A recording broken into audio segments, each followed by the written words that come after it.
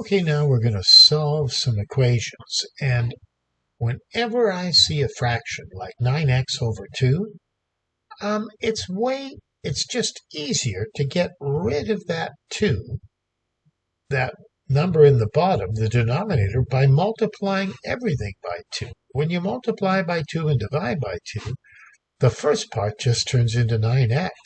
Then I multiply 6 by 2, that's why I've got a minus 12 there, and 3x by 2, and that's why I have 6x there. Well, now I multiply this out, minus 12x, minus 12 times 3 is minus 36. 9x minus 12x, that's minus 3x. Take away 6x from both sides, add 36 to both sides, and now we got it. Minus 3 minus 6 minus 9x equals 36. Divide both sides by minus 9, it looks like x is minus 4.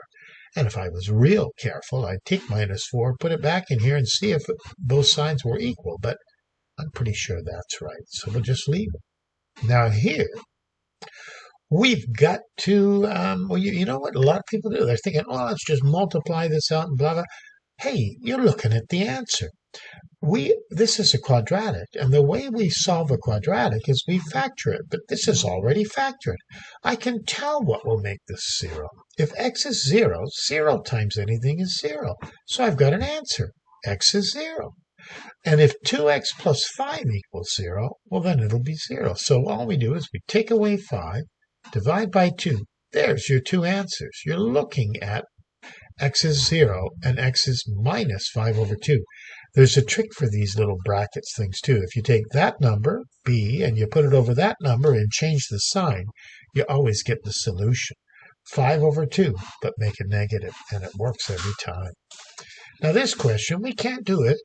We can't factor it. This is going to be a little bit trickier to factor, I think, but we have to make it into a quadratic in standard form. So what we've got to do is take away 4 from both sides. Now it's a quadratic. Now what are we going to do? We're going to put 2 brackets down. 2 brackets like that. 2x times x is the only way you can get 2x squared. We got to get 7x somehow. That's quite a few x's. Oh, 4 times 2x is plus 8x minus 1x. Oh, that works. Minus 1 times 4. You just have to play with that. You have to see foil, and you have to think about the factors that are going to make it true.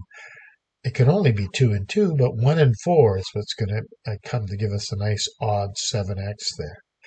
Well, 2 answers. The opposite, we go 2x minus 1 equals 0, or if x plus 4 equals 0.